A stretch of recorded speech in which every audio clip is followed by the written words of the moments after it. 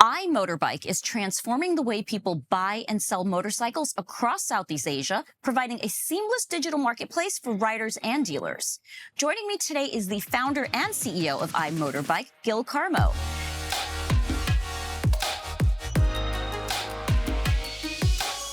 Gil, it is wonderful to have you on Floor Talk. Thanks for joining me today. Hi, thank you so much for having me. So, Gil, I want to start off by talking about the inspiration behind iMotorBike. Tell me, what inspired you? So I've always been a bit of a petrol head, and when I moved to Asia first, I was obviously shocked with the volumes of motorcycles that I saw in Ho Chi Minh, Jakarta, and in Bangkok, and all the major cities across Southeast Asia, and obviously KL, where we started the business from. And I was just surprised at that time there was no digitalization whatsoever. Whilst in the car side, there was tons of classifieds. There were inventory-led businesses like ours today. And you know, we thought it would make great sense that we would start digitalizing this world as well, and providing a better excellent service to the consumers.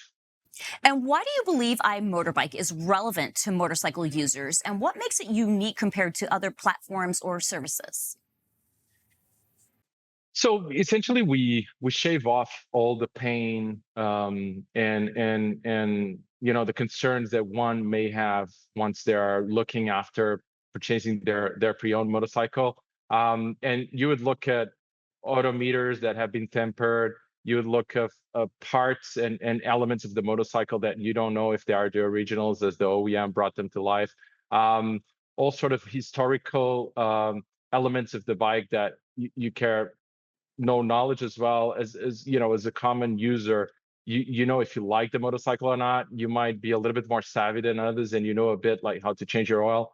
But we want to ensure that we give you that extra layer of comfort protection, that the transaction itself of buying or selling becomes a pleasurous experience, and where you served in a fast, secure, and easy way, so that you don't need to take care of paperwork yourself. You don't need to look for providers of insurance or loans or financing or whatnot that you may require. And the most important thing, we walk the talk. So if you buy from us, we give you a 6-day return policy. So essentially, you take the bike from us and you ensure that you can change your mind. We give you money back. So giving you absolute peace of mind there. We give you another 6 months of extended warranty for every single bike that we sell, which ensures engine, gearbox, and ECU, the core elements of any motorcycle.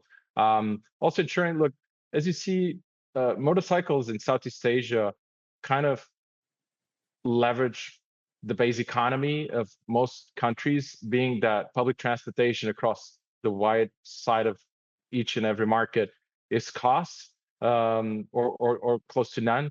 And motorcycles just build the basics of the economy. And for that sense, you want to ensure when these people are on a GDP per capita that enables them to averagely buy a bike with a cost of 7 salaries of a year, they buy something with absolute peace of mind. They just care about the vehicle they take in.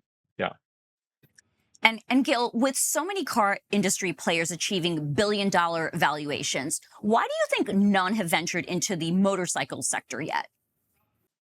That's a fabulous question. Actually, we've been asked so many times this, and it's a fun question because, you know, the business sounds similar. They carry inventory of cars, we carry inventory of motorcycles. They buy pre-owned, they sell pre-owned. We do exactly the same for motorcycles in theory. The reality to be told is, so far we made a wide study globally. There was only one that attempted to do so out of India. All other car players have never done it, as far as we can tell. And fun fact is they've spent most of them millions of dollars of marketing, catering for a persona, which is a car user. They've trained and hired their mechanics that are specialized in car components.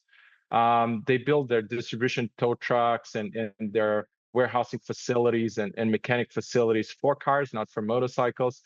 And then, you know, the full unit economic setup, and studies and research and analysis and data collection, and all their entire staff as a whole, multi-department and technology and databases are car driven. So essentially, if they were to get into motorcycles, it would be starting from scratch, which is a whole new business, which obviously in a very competitive market as it is, the car market makes it really hard for a board level decision to say, okay, let's just fully change the business model. When in many times what makes sense, and even for us, is the ancillary businesses, is finance and so many other that carry importance for the transaction of the vehicle, like insurance and whatnot. Yeah. Now, congratulations are in order. I understand you recently closed a $10 million Series A round. So tell me, how do you plan to use the proceeds from this funding? Thank you. Thank you so much. We we feel very grateful for the opportunity that we have. We have super bright venture capital firms that joined us, such as Headline, that led the round, and Endeavor, Catalyst, and we're looking at the proceeds for us to be able to really expand geographically. We're looking at north and south expansion within Malaysia. We're looking at super enhancing our facilities and capabilities in Vietnam, mainly in Ho Chi Minh City as the main core setup out of launching Vietnam. And we just registered Taiwan, which is very exciting. Motorcycle market is an ancient motorcycle market that is fairly established with 82%, similar to across remaining of Southeast Asia. Markets, household ownership for motorcycles. So really, really exciting times for us here. Mm-hmm. And finally, Gil, tell me, what is your long-term vision for the business, and what kind of experience should the ultimate user expect to have by that time? Look, essentially, we see that most emerging markets carry motorcycles as the main means of transportation of majority of the population, and make it a very, very important vehicle for the economy. And we want to serve as many people as we can, providing excellent customer experience, excellent interaction, and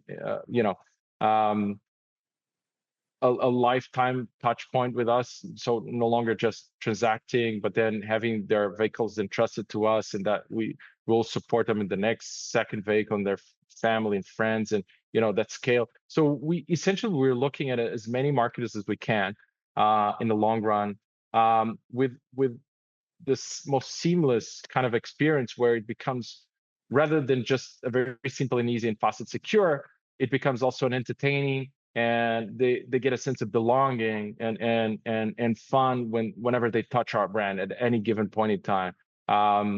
And any bike related element, we want to be there. So we really want to have a very strong footprint, and aiming for the delivery for the best customer experience. All right. Well, Gil, it's been wonderful to talk with you. Thank you for joining me on Floor Talk today. Thank you so much. So very kind of you for your time.